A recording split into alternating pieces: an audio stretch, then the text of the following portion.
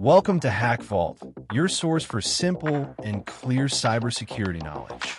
In this video, we will cover essential cybersecurity questions and answers designed to help beginners and aspiring security analysts strengthen their understanding. Let's get started. Question 1. What is cryptography and why is it important in cybersecurity? Cryptography is the method of protecting information by converting it into a secure and unreadable form. This process is done using special algorithms, so that only authorized people with the correct key can unlock and read the data. In cybersecurity, cryptography plays a key role in keeping information private, ensuring that data remains unchanged, and confirming that the sender and receiver are both genuine. This helps protect sensitive information from hackers and cybercriminals, both during storage and while it travels across networks. Question 2. What is the difference between symmetric and asymmetric encryption? Symmetric encryption uses the same key for both encrypting and decrypting the data. This method is fast and works well for large amounts of information, but if the key is shared or leaked, the data becomes vulnerable. Asymmetric encryption, however, uses two different keys, a public key for encryption and a private key for decryption. This makes it more secure, especially for sensitive communications, but also slower compared to symmetric encryption. For example, symmetric encryption uses algorithms like AES and DES, while asymmetric encryption uses RSA and ECC. Symmetric encryption requires safe key sharing, while in asymmetric encryption, only the private key needs to be kept secret. Question 3. What is the difference between TCP and UDP? TCP, or Transmission Control Protocol, is a connection-oriented protocol. This means it establishes a connection before sending data and ensures that all data is received correctly by using acknowledgments and error correction. While this makes TCP reliable, it can also make it slower. UDP, or User Datagram Protocol, is connectionless, meaning it doesn't establish a connection before sending data. It's faster than TCP because it doesn't check for errors or confirm if the data was delivered successfully. However, this also means that UDP does not guarantee reliable delivery of data. For example, TCP is used in protocols like HTTP and FTP, where data delivery is crucial. On the other hand, UDP is often used in services like DNS and VoIP, where speed is more important than ensuring every single packet is delivered. Question 4. What is the difference between IDS and IPS? An IDS, or Intrusion Detection System, is a tool that monitors network traffic to detect suspicious activities or potential attacks. When it identifies something unusual, it sends an alert to administrators so they can investigate further. However, an IDS does not prevent the attack from happening. It simply detects it. In contrast, an IPS, or Intrusion Prevention System, not only detects malicious activities like an IDS, but also takes immediate action to block them. This means that an IPS actively prevents attacks from succeeding, adding an extra layer of security to the network. Question 5. What is the CIA triad in cybersecurity? The CIA triad represents three core principles that form the foundation of cybersecurity. The first principle is confidentiality, which ensures that information is only accessible to authorized individuals. This protects sensitive data from being exposed to unauthorized users. The second principle is integrity, which ensures that information remains accurate and unaltered during storage or transmission. It protects data from being tampered with or modified without permission. The third principle is availability, which ensures that information and systems are accessible and functional when authorized users need them. This ensures that systems remain operational and reliable for users at all times. Together, These three principles are essential for designing secure systems and protecting data. Question 6. What is the difference between encryption and hashing? Encryption is the process of converting readable data, called plaintext, into a scrambled or unreadable format using an algorithm and a key. The encrypted data can be decrypted back to its original form, but only with the correct key. Hashing, on the other hand, is a one-way process. It transforms data into a fixed-length value or hash. Once data is hashed, it cannot be reversed back into its original form. This makes hashing ideal for storing passwords or verifying data integrity, as you don't need to recover the original data, only check if it matches the hash. Question 7. What is a firewall and why is it used? A firewall is a network security device or software that monitors and controls both incoming and outgoing network traffic. It works based on a set of predefined security rules to decide what traffic is allowed and what should be blocked. The main purpose of a firewall is to block malicious or unauthorized traffic, preventing cybercriminals from accessing a private network. By doing this, it helps protect systems and sensitive data from various types of cyber attacks, such as hacking, malware, or data breaches. Question 8. What is the difference between vulnerability assessment, VA, and penetration testing, PT? Vulnerability assessment, or VA, is a process where a network or system is scanned to find potential weaknesses or security flaws. However, VA only identifies these vulnerabilities and does not attempt to exploit them. It provides a comprehensive list of security gaps that need attention. Penetration testing, or PT, goes a step further. It simulates real-world attacks to actively exploit those vulnerabilities, testing the actual risk to the system. While VA is focused on identifying security flaws, PT is all about exploiting those flaws to understand the impact of a potential attack. Question 9. What is the three-way handshake in TCP? The three-way handshake is the process that TCP uses to establish a connection between a client and a server. It involves three key steps. First, the client sends a SYN message, which stands for synchronize. This message requests a connection from the server. Next, the server responds with a SYN-ACK message, acknowledging the client's request and confirming it's ready to establish a connection. Finally, the client sends an ACK message, which stands for acknowledgement, confirming that the connection is now established. This process ensures that both the client and server are ready to begin transmitting data securely. Question 10. What are HTTP response status codes, and what do 1XX, 2XX, 3XX, 4XX, and 5XX mean? HTTP status codes are part of the response that a server sends back to a client. These codes indicate the result of the client's request, and they are categorized into different groups.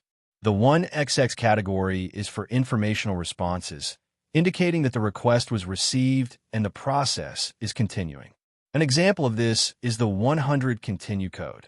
The 2XX category represents successful requests, meaning the request was successfully processed.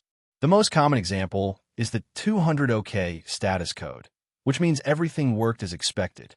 The 3XX category includes redirection messages, telling the client that the resource has been moved. For instance, the 301 moved permanently code tells the client that the resource has permanently moved to a new location. The 4XX category indicates client-side errors. This means the client made a mistake in the request. A typical example is 404 not found, which means the server couldn't find a requested page. The 5XX category represents server-side errors, which happen when the server fails to process a valid request. A common example of this is the 500 internal server error, which means there was an issue on the server side. These codes help both the client and the server understand what happened with the request. Question 11. What is traceroute and why is it used? Traceroute is a network diagnostic tool that tracks the path of data packets from your device to a destination, such as a website. It shows each hop the data makes as it moves between routers on its way to the destination. Traceroute is useful for identifying network bottlenecks or failures by pinpointing where data is getting delayed or lost. This can help network administrators troubleshoot connection issues and optimize the network for better performance. Question 12. What is the difference between HIDS and NIDS? HIDS, or Host-Based Intrusion Detection System, monitors individual computers or devices. It analyzes log files and system behavior to detect any suspicious activity on that particular host. On the other hand, NIDS, or Network-Based Intrusion Detection System, monitors the entire network traffic. It detects threats by analyzing patterns or signatures across the network, looking for signs of malicious activity. Both HIDS and NIDS are crucial for overall security, but they focus on different areas. HIDS looks at local device activity, while NIDS focuses on the broader network. Question 13. What are the basic steps to set up a firewall? Setting up a firewall typically involves the following basic steps. First, install the firewall software or configure the hardware firewall on the network perimeter. Next, define the rules for the firewall, specifying which types of network traffic should be allowed and which should be blocked. This often involves blocking incoming traffic by default and only allowing specific services or IP addresses. After defining the rules, configure logging to monitor the firewall's activity and alert administrators if suspicious traffic is detected. Finally, regularly update and review the firewall settings to ensure that they remain effective against new threats. Question 14. What is SSL encryption and why is it important? SSL, or Secure Sockets Layer, is a security protocol used to encrypt data transmitted over the Internet. It ensures that sensitive information, such as login credentials or credit card details, is securely encrypted between a user's device and a website. SSL encryption is important because it protects data from being intercepted or tampered with by cybercriminals during transmission. Websites using SSL typically have a URL that starts with HTTPS instead of HTTP, indicating that the connection is encrypted and secure. Question 15. What are the steps to secure a server? To secure a server, start by ensuring that the operating system is up to date with the latest patches and security updates. Next, configure the firewall to block unnecessary ports and only allow traffic that is essential for the server's operation. Then, implement strong authentication methods, such as two-factor authentication, and ensure that passwords are complex and regularly changed. After that, enable encryption for sensitive data stored on the server to protect it in case of a breach.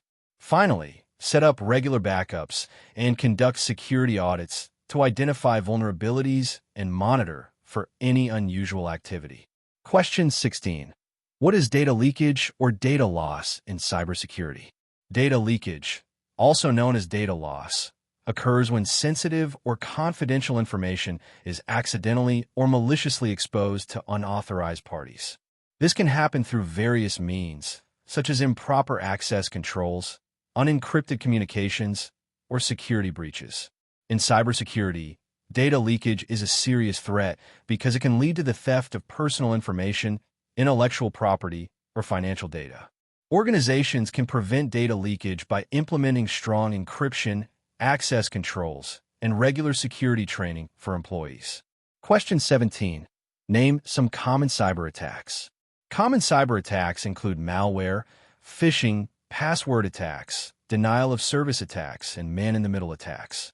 Malware refers to malicious software designed to damage or disrupt systems, like viruses, worms, and ransomware. Phishing is a social engineering attack where attackers impersonate legitimate organizations to steal sensitive information, such as login credentials.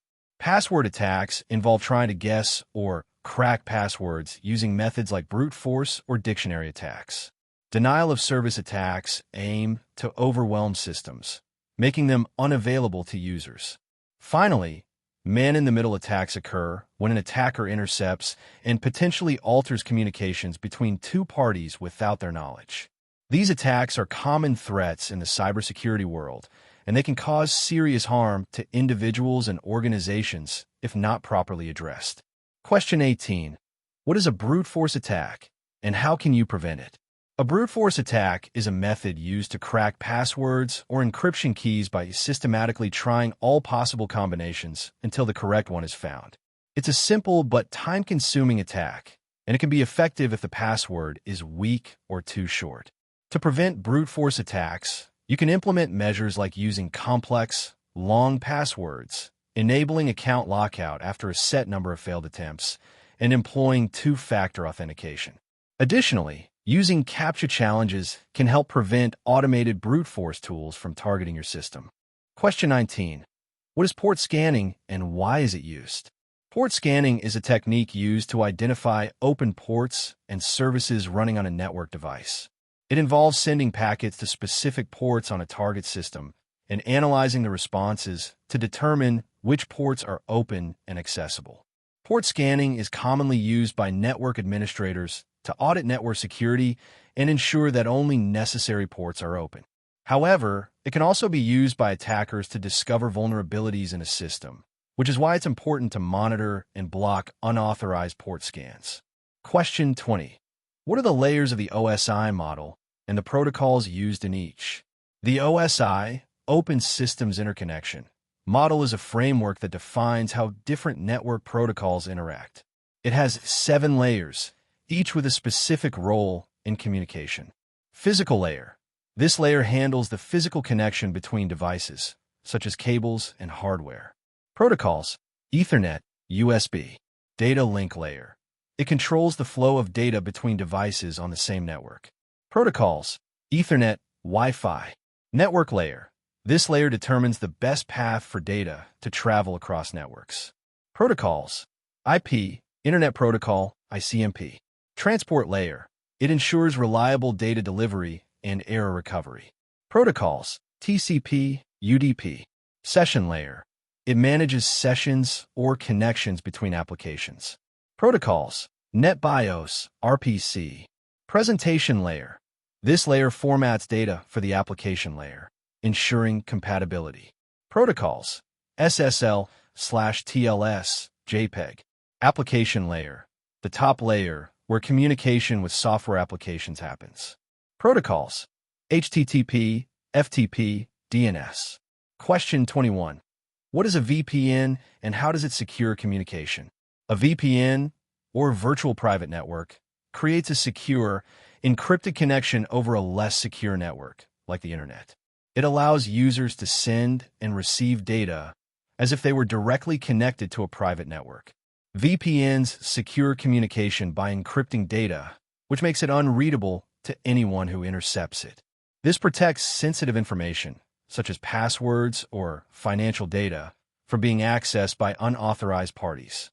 Additionally, a VPN can mask the user's IP address, making online activities more private and harder to track. Question 22. What is the difference between risk, vulnerability, and threat? In cybersecurity, risk, vulnerability, and threat are key concepts. Risk refers to the potential for loss or damage to a system, often a combination of the likelihood of a threat exploiting a vulnerability and the impact it would have. Vulnerability is a weakness in a system that could be exploited by a threat to cause harm. Threat is any potential danger or event that could exploit a vulnerability, such as a hacker or malware. In short, a threat takes advantage of a vulnerability, creating risk for the system. Question 23. How can identity theft be prevented? Identity theft occurs when someone illegally obtains and uses someone else's personal information, usually for financial gain. To prevent identity theft, it's essential to use strong, unique passwords for online accounts and change them regularly. Additionally, enabling two-factor authentication on accounts adds an extra layer of protection. It's also important to avoid sharing personal information over unsecured or public networks. Lastly, regularly checking your credit reports and bank statements for any unusual activity can help detect any early signs of identity theft. Question 24. Who are black hat, white hat, and gray hat hackers? In cybersecurity, hackers are categorized based on their intent and actions. Black hat hackers are individuals who use their skills for malicious purposes, such as stealing data, deploying malware, or causing harm to systems for personal or financial gain. White hat hackers are ethical hackers who use their skills to help organizations improve security by identifying vulnerabilities before they can be exploited by malicious actors. They're often hired as security consultants. Gray hat hackers fall somewhere in between. They may find vulnerabilities without malicious intent, but they may not have permission to access the systems. They may report their findings, but they can sometimes cause unintended damage. Each type of hacker plays a different role in the cybersecurity landscape. Question 25. How often should organizations perform patch management? Patch management is the process of regularly updating software, applications, and systems to fix vulnerabilities and improve performance. Organizations should perform patch management as soon as patches are released, especially for critical vulnerabilities that can be exploited by attackers. In general, patch management should be done on a routine basis, with checks for updates weekly or monthly, depending on the size and complexity of the organization's IT infrastructure. For high-risk systems, patches should be applied as quickly as possible to reduce the window of exposure to potential attacks. Question 26. How can you reset a password-protected BIOS configuration? Resetting a password-protected BIOS configuration involves several steps, depending on the system. One method is to reset the CMOS, complementary metal oxide semiconductor, battery, which stores the BIOS settings. By removing the battery for a few minutes and then reinserting it, the BIOS settings, including the password, will be reset to their defaults. Another option is using a jumper on the motherboard, often labeled as CMOS or reset. Moving the jumper temporarily can clear the password. In some cases, manufacturers provide a master password to unlock the BIOS, but this varies by brand and model. That wraps up today's cybersecurity questions and answers. If you found this helpful, don't forget to like, subscribe, and turn on notifications for more beginner-friendly content from HackVault. Stay curious, stay secure. That wraps up today's cybersecurity questions and answers. If you found this helpful, don't forget to like, subscribe, and turn on notifications for more beginner-friendly content from HackVault. Stay curious, stay secure.